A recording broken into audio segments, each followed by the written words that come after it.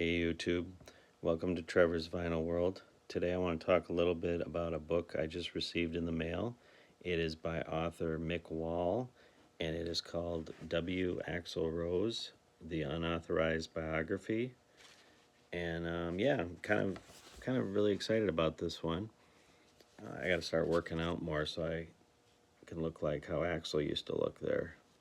Good stomach.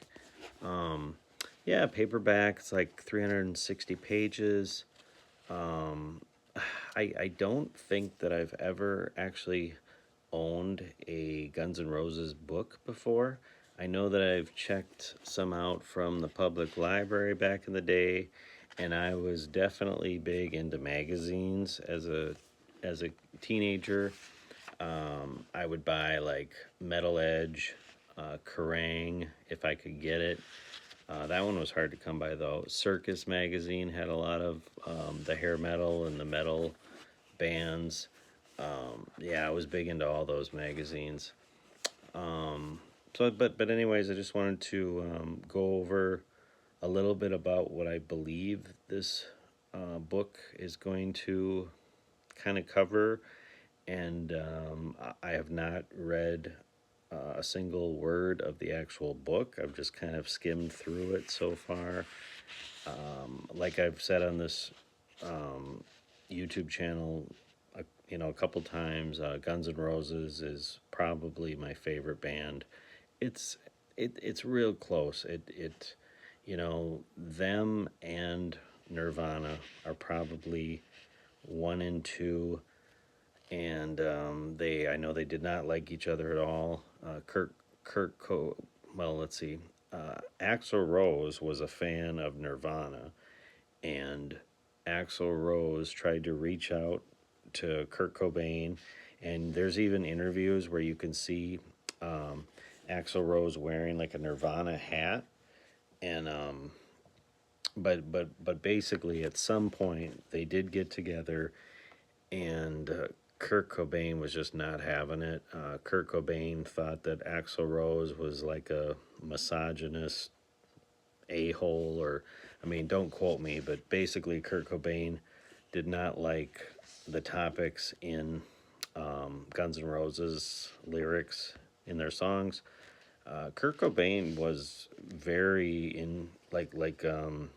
supportive of feminism, and just a very you know pro women's rights person. Whereas Axl Rose, I mean, even when I look at the content page on this book, there's some offensive words. Axl Rose grew up in Indiana back in the day when maybe you called a gay person the F word. I'm not gonna say it, but it rhymes with maggots.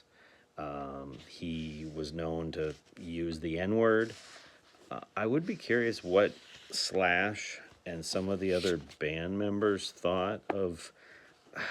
I don't know that Axl Rose was racist. I think there's a difference between every once in a while expressing through some words are so emotionally charged that if you're an artist and you use it and you're going to get people's reaction, I think sometimes you're saying it just to kind of get people's reaction.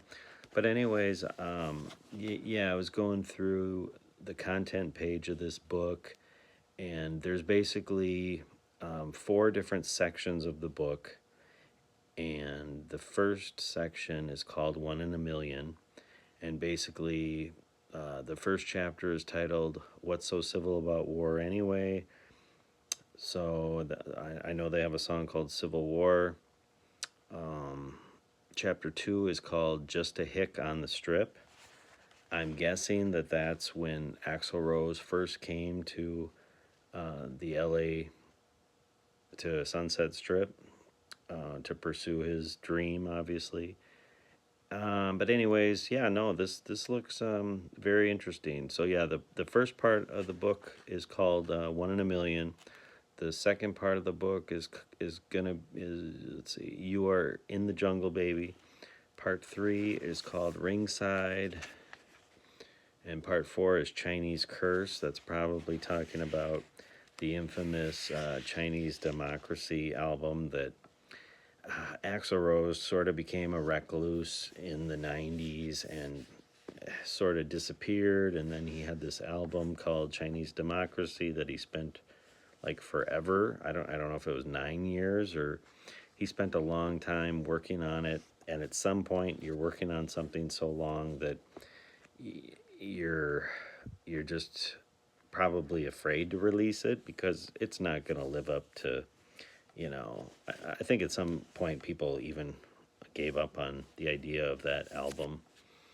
But anyways, yeah, no, I want to say this is the first Guns N' Roses book that I've ever owned. It's not in perfect shape, and I don't really care about that. I was more concerned that it has most of the pages. The last thing I wanted to do was maybe read 180 pages and then all of a sudden there's 40 pages missing. So whenever I buy a paperback, I'm usually bidding on eBay, and like this one I think I paid $7, and this will entertain me. I'm not the fastest reader either, so this might take me a little while to read, but if I do find it very interesting, I'll definitely let you guys know about it. And again, here's the cover. Love Guns N' Roses. They kind of let me down some of the years, but at the same token, every time I tried to give them up, they would pull me back in. So I was listening to this earlier. This is kind of like noise rock from 2016. So this is a 10-year-old album. I guess the band is called Wrong. When I looked this up, it was actually hard to find a lot of information, but it's Relapse Records. The band is Wrong. The first 6 songs are called More Like, Turn In, Read, Erase, Entourage, Humdrum, and Stasis. So if you're looking that up, this is the cover. It's all right. I don't know. I was kind of curious about it, and it was in fine condition. I paid $13 for this at a used record store. Yeah, so it's okay. I wouldn't say I was in love with it, but anyways, not much else going on. My dad and I went to the casino for a minute today, and we didn't really lose money, so that's good. And not too much other vinyl news, or trying to think if there's anything in movies that I know there was something on my mind, but I'll probably think of it later. But anyways, hope everyone is doing well. And if you like this content, please send it to a friend of yours. Subscribe to the channel. Have a good one.